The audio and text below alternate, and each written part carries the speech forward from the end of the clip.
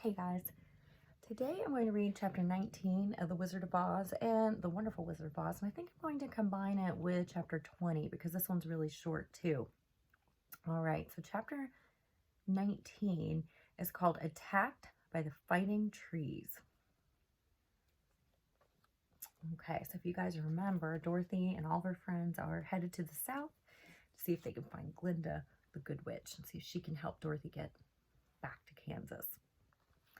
The next morning, Dorothy kissed the pretty green girl goodbye, and they all shook hands with the soldier with the green whiskers who had walked with them as far as the gate. When the guardian of the gate saw them again, he wondered greatly that they could leave the beautiful city to get into new trouble. But he at once unlocked their spectacles, which he put back in the green box, and gave them many good wishes to carry with them. "You are now our ruler," he said to the Scarecrow, "so you must come back to us as soon as possible." "I certainly shall if I am able," the Scarecrow replied, "but I must help Dorothy to get home first." As Dorothy bade the good-natured guardian a last farewell, she said, "I've been kindly treated in your lovely city, and everyone has been good to me. I cannot tell you how grateful I am." "Don't try, my dear. We should like to keep you with us, but if it is your wish to return to Kansas, I hope you will find a way." He then opened the gate of the outer wall, and they walked forth and started upon their journey. The sun shone brightly as our friends turned their faces toward the land of the south. They were all in the best of spirits and laughed and chatted together. Dorothy was once more filled with the hope of getting home, and the Scarecrow and the Tin Woodman were glad to be of use to her. As for the lion, he sniffed the fresh air with delight and whisked his tail from side to side in pure joy at being in the country again, while Toto ran around them and chased the moths and butterflies, barking merrily all the time. "City life does not agree with me at all," remarked the lion as they walked along at a brisk pace. "I have lost much flesh since I lived there, and now I'm anxious for a chance to show the other beasts how courageous I have grown." They now turned and took a last look at the Emerald City. All they could see was a mass of towers and steeples behind the green walls, and high up above everything the spires and dome of the Palace of Oz. "Oz was not such a bad wizard after all," said the Tin Woodman, as he felt his heart rattling around in his chest. "He knew how to give me brains, and very good brains, too," said the Scarecrow. "If Oz had taken a dose of the same courage he gave me," added the lion, "he would have been a brave man." Dorothy said nothing. Oz had not kept the promise he made her, but he had done his best, so she forgave him. As he said, he was a good man, even if he was a bad wizard. The first day's journey was through the green fields and bright flowers that stretched about the Emerald City on every side. They slept that night on the grass with nothing but the stars over them, and they rested very well indeed. Herschel's getting up on the couch. In the morning, they traveled on until they came to a thick wood.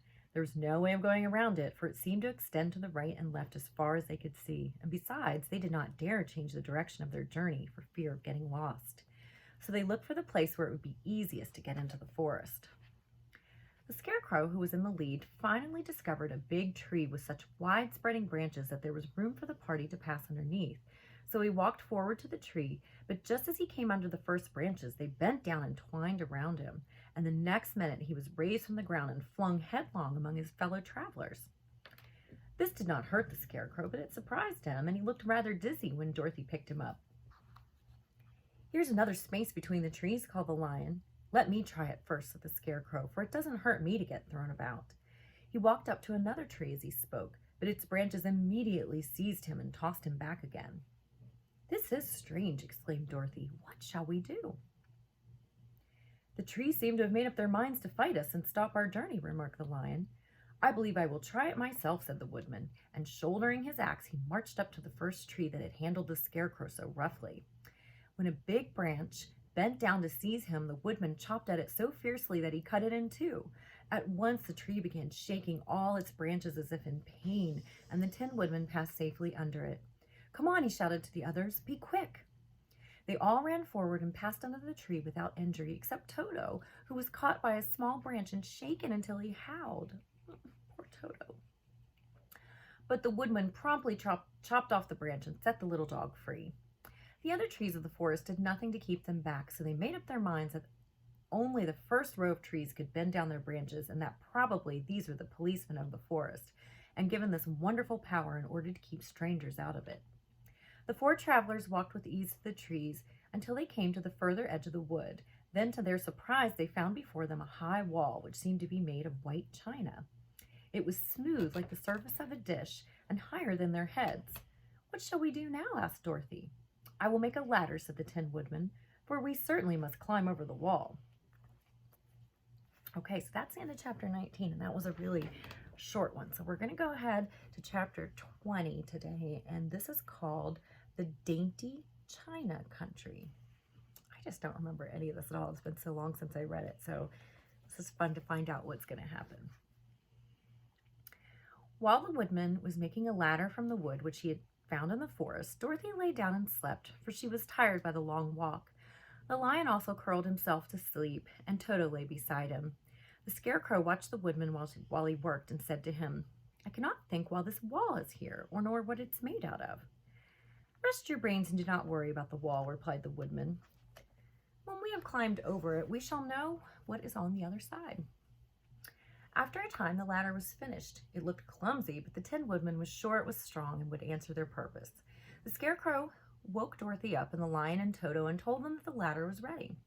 The Scarecrow climbed up the ladder first, but he was so awkward that Dorothy had to follow close behind and keep him from falling off.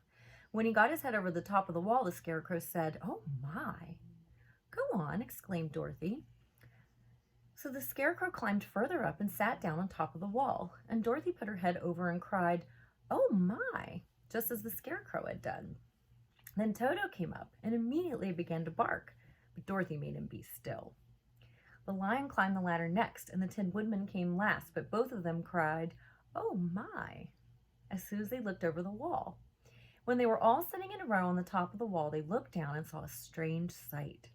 Before them was a great stretch of country, having a floor as smooth and shining and white as the bottom of a big platter. Scattered around were many houses made entirely of china and painted in the brightest colors. These houses were quite small, the biggest of them reaching only as high as Dorothy's waist. There were also pretty little barns with china fences around them, and many cows and sheep and horses and pigs and chickens, all made of china, were standing about in groups. Sounds so strange. But the strangest of all were the people who lived in this strange country. There were milkmaids and shepherdesses with bright-colored bodices and golden spots all over their gowns, and princesses with most gorgeous frocks of silver and gold and purple, and shepherds dressed in knee breeches with pink and yellow and blue stripes down them, and golden buckles on their shoes, and princes with jeweled crowns upon their heads, wearing ermine robes and satin doublets, and funny clowns in ruffled gowns with round red spots upon their cheeks and tall pointed caps. And strangest of all, these people were all made of china, even to their clothes, and were so small that the tallest of them was no higher than Dorothy's knee. No one did so much as look at the travelers at first, except one little purple china dog with an extra large head, which came to the wall and barked at them in a tiny voice, afterwards running away again. "How shall we get down?" asked Dorothy. They found the ladder so heavy they could not pull it up, so the Scarecrow fell off the wall and the others jumped down upon him so that the hard floor would not hurt their feet. Of course, they took pains not to light on his head and get the pins in their feet. When they were all safely down, they picked up the Scarecrow, whose body was quite flattened out, and patted his straw into shape again. "We must cross this strange place in order to get to the other side," said Dorothy, "for it would be unwise for us to go any other way except due south." They began walking through the country of the China people, and the first thing they came to was a China milkmaid milking a China cow. As they drew near, the cow suddenly gave a kick and kicked over the stool, the pail, and even the milkmaid herself, all falling on the china ground with a great clatter. So I'm wondering, are they going to break? Dorothy was shocked to see that the cow had broken her leg short off, and that the pail was lying in several small pieces, with the poor milkmaid had a nick in her left elbow. "There!" cried the milkmaid angrily. "See what you have done. My cow has broken her leg, and I must take her to the mender's shop and have it glued on again. What do you mean by coming here and frightening my cow?" "I'm very sorry," returned Dorothy. "Please forgive us."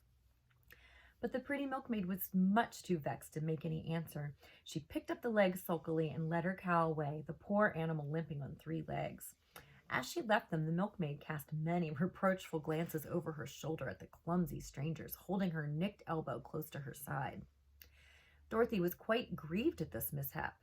"We must be very careful here," she said to the kind-hearted woodman, "or we may hurt these pretty little people so they will never get over it." A little farther down, a little farther on, Dorothy met a most beautiful dressed young princess who stopped short as she saw the strangers and started to run away. Dorothy wanted to see more of the princess, so she ran after her, but the China girl cried out, "Don't chase me, don't chase me." She had such a frightened little voice that Dorothy stopped and said, "Why not?" "Because," answered the princess, also stopping a safe distance away, "if I run I may fall down and break myself." "But couldn't you be mended?" asked the girl. "Oh, yes, but one is never so pretty after being mended, you know," replied the princess. "I suppose not," said Dorothy. "Now there is Mr. Joker, one of our clowns," continued the China lady, "who's always trying to stand upon his head. He's broken himself so often that he is mended in 100 places and doesn't look at all pretty. Here he comes now, so you can see for yourself." Indeed, a jolly little clown now came walking toward them, and Dorothy could see that in spite of his pretty clothes of red and yellow and green, he was completely covered with cracks, running every which way and showing plainly that he had been mended in many places. The clown put his hands in his pockets, and after puffing out his cheeks and nodding his head at them saucily, he said, "My lady fair, why do you stare at poor old Mr. Joker? You're quite as stiff and prim as if you'd eaten up a poker." "Be quiet, sir," said the princess. "Can't you see these are strangers and should be treated with respect?" "Well, that's respect, I expect," declared the clown, and immediately stood upon his head. "Don't mind Mr. Joker," said the princess to Dorothy. "He is considerably cracked in his head, and that makes him foolish." "Oh, I don't mind him a bit," said Dorothy. "But you are so beautiful," she continued, "that I am sure I could love you dearly. Won't you let me carry you back to Kansas and stand you on Aunt Em's mantel shelf? I could carry you in my basket." Now, why would that princess want to go back to Kansas with her like that? To be like a doll. "That would make me very unhappy," answered the China princess. "You see, here in our own country we live contentedly and can talk and move around as we please." Oops. Ah, could not get the page turned. "But whenever any of us are taken away, our joints at once stiffen, and we can only stand straight and look pretty.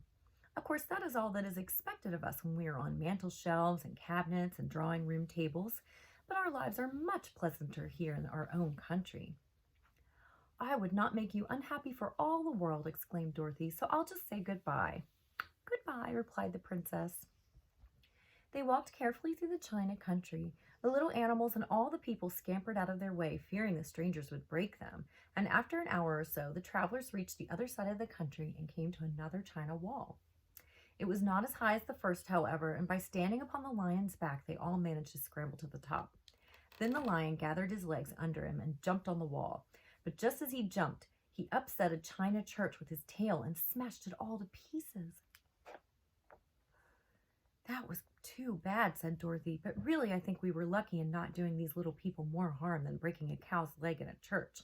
They are all so brittle." "They are indeed," said the Scarecrow, "and I am thankful I am made of straw and cannot easily be damaged. There are worse things in the world than being a scarecrow." Okay, that is the end of chapter 20. And I will see you guys tomorrow for chapter 21. See you later.